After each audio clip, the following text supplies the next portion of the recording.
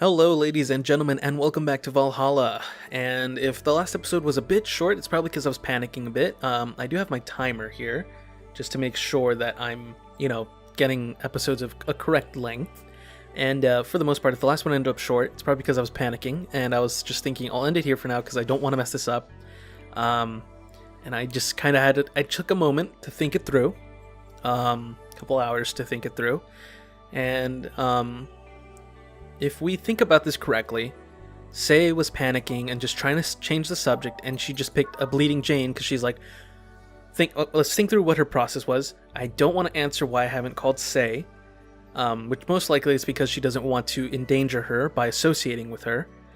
Because she did mention how she didn't want to be, how a lot of people didn't want to be talking to her because it might endanger them, and because they have to, social norms and all that. This game seems to take a stance a lot.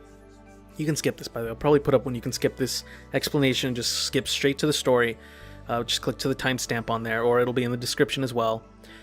Basically, she's thinking, if I talk to people, it's dangerous because it might endanger them. Some random bartender that I know won't obviously hate me or something like that. So she just randomly picked Bleeding Jane because she's like, I just need to change the subject as quickly as I can. Something without alcohol, who cares what it is. Bleeding Jane, there you go. It's kind of like picking a Bloody Mary, which I think they just didn't name it that because they wanted to name it something else. So I'm thinking she probably doesn't want something spicy. Okay, that's the first part. It's spicy, classic, and sobering. She's already in pain. Why would she want to be in more pain? So we'll give her something sweet, like a sugar rush, with no alcohol in it. All mixed. There you go. Something simple, something to help her calm down, because she's obviously panicking. Here. Thanks. Yeah. So how are things inside the bank? Come again? What happened inside the bank? How did you manage to get through it? I was with this nice bunch of people. Well, they were apparently nice at the very least. We tried our best to find a way out of the whole thing, cracking through the security, finding safe spots. But then, sorry for asking all that. It was obviously over the line. No, don't worry about it. It's just the analgesic still numbing me. I'll take my leave now. Thank you for everything, Jill. Are you alright? I'm fine.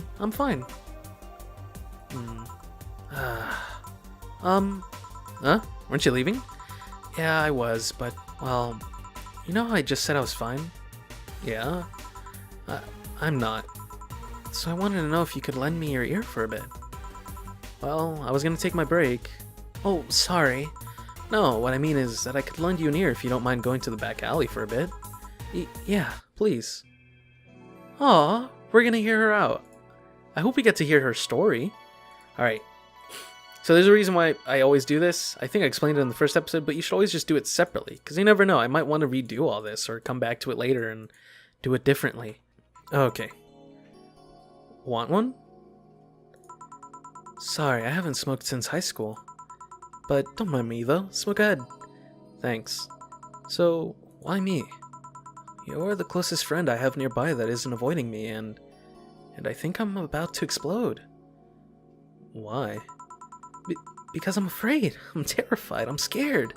My colonel was using me when I made that errand. He saw me as a disposable pawn. Then the whole thing got closed at the bank.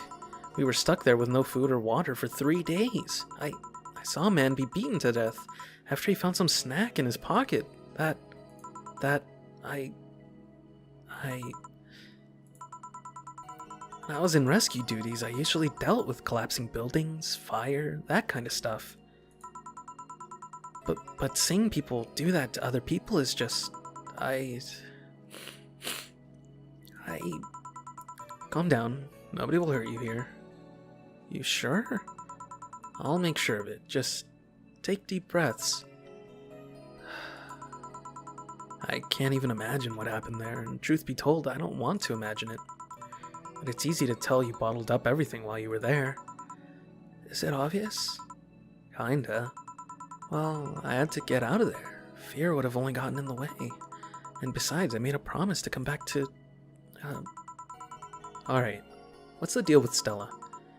Nothing, I'm just... Afraid? The word loses meaning after using it so much in so little time.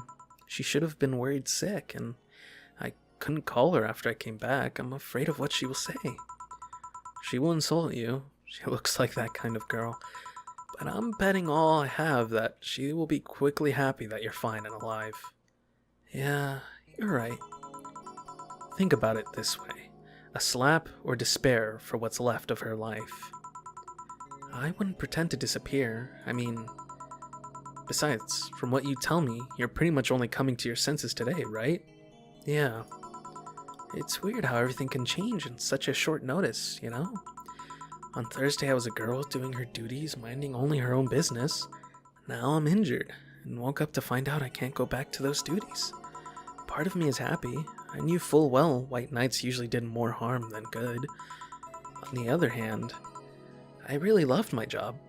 Now I'm stuck with nothing to do. Yeah, I know how that is. The life-changing on such short notice part. I mean, really? Yeah, I would tell you why I know that, but I think you should go see Stella right now. Yeah, you're right. Speaking of which... Hey, Gil! What? Do me a favor and escort Sei to wherever she needs to go, please. Only if you cover my share of the work. Yeah. Okay then, let's go, miss. Right. Thank you for hearing me out, Jill. Anytime. I'm so glad she's okay. Too much heavy stuff lately, man, can I agree with that? Jeez. Hope everything goes alright. Hey, Jamie. Jamie? Jill. Killian isn't here, I see. Are you alright? You look distracted. I'm fine, don't worry. If you say so. Jill! Where do I take 4 if he needs to use the bathroom? The cage has a small litter box included. Oh, that's convenient. 4? 4's my cat. Some apartments in my building are being inspected today, so I brought him to work in case they enter my place while I'm gone. I see. What can I get you? The usual gut punch. Coming right up. Gut punch for Jamie. Alright. So it looks like everything's alright. I'm kinda glad I didn't give her that spicy drink, because she probably would have been really hurt if I had given her that spicy bloody Jane or whatever it's called. Here. I thought when someone ordered a gut punch, you had to make a joke about giving the client a punch to the stomach or something. Oh, that? In theory, yeah. Gil's the only one that pays attention to that, though. Really? He didn't receive proper training. He read an old manual my boss had. There was some sort of stipulation mentioning the need to say puns, but it seems like it was some sort of anti-counterfeit measure. I mean, if they copied such a silly stipulation, they'd be caught in the act. Like when the dictionaries added fake words to spot if someone else just copied all of it. Yep. Why not tell him that? It's too amusing, to be honest. So, what's on your mind that's distracting you so much? Nothing you should think about too much. It's like those times you just feel uneasy for no good reason. You might have actual reasons to feel that way, though. Come to think of it, mercenary is quite the uncommon occupation, wouldn't you say? I like to see what I do as bounty hunting, actually. How so? The only jobs I don't take are those where I have to deal with people who just happen to be in the wrong place. There are some people willing to pay to off someone that has done no wrong. Things like killing someone that owns a house on the way of some building, or a nosy reporter. I'm not better for turning a blind eye to such requests, but I'm not going to be the one dealing with those.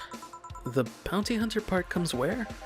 If I'm sent to kill someone that has done something like stealing or killing, and I get paid for it, you could see it as bounty hunting. Yeah, I guess. It's just cheap justifications for killing people, though. In the end, they're cheap. However, I won't be one to kill for petty reasons like those.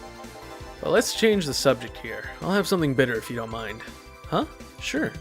Jimmy asked for something bitter. That's a tad too broad a category, though. Maybe something manly would be better. Maybe suplex? Yeah, that'll do. 1, 2, 3, 4. It's a personal drink here. It's one that was made by accident, all on the rocks and mixed. There we go. Here. Yes. You just reminded me of my grandpa. He used to eat Bronson roots every afternoon. He said they made him stronger. Bronson roots have more nutrients per gram than most vitamin supplements. Your grandpa knew what he was doing. It seems I always manage to make you uncomfortable, Jill. Sorry. No, don't worry. Although I guess it's mostly because I can't wrap my mind around the whole taking a human life thing. Knowing you've killed people and are now talking to me here, it's weird. It reminds me of when I first took sex ed classes. I couldn't wrap my mind around people doing that stuff and living normally. Unlike with sex ed, it's better that you stay that way, mind you. Taking lives is not something you should get used to. Yes, I know a good way to change the subject a bit. Would you like to hear about the most dangerous bounty hunter in the city? The way you said that was like offering a tale to a bored kid, but yeah, I'd like to hear that one. You see, there was actually a bounty hunter organization in this city not too long ago. Law enforcement would put a price on a dangerous person's head and pay for the proof of that person's death. There was a guy everyone called Jet Black James. He got the nickname because he always wore black clothes.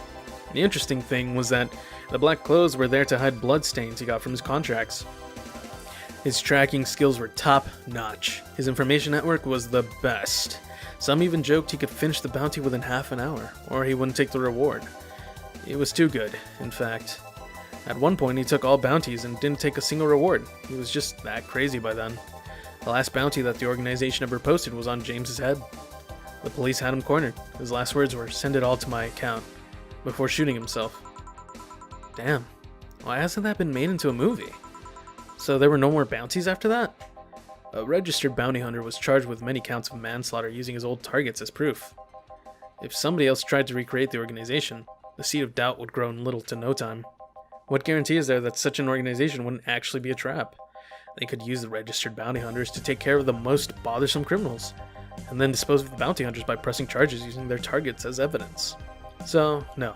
Jet Black James made sure that no law enforcement organization is able to set up bounty hunting of any kind. Ever since then, anyone crazy enough to be a bounty hunter works independently. Were you part of that organization? I've actually had those suspicions I'm telling you about since the day I heard such a thing exists. Glad to know I wasn't just paranoid. I don't know how well you changed the subject, but that was certainly one interesting story. Just to make sure, you're not a rebuilt Jet Black James or something, right? The name James is pretty common, Jill. Besides, if I remember correctly, his real name was actually Theodore. Oh. That story left my throat a bit dry. Get me a beer, please. Sure. Alright. We'll get him this beer, and then we'll end it after that. So 1 Adelhyde, 2 Bronson Extract, 1 Powdered Delta, 2 Flanagride, and 4 Carmetrine. All mixed. There we go. Here. Alright, so I'll end it here for now. I'll see you guys in the next one. Hope you guys enjoyed. And we'll listen to more about Jamie. Maybe we'll get to know him a bit more than we thought we would. So yeah. Bye.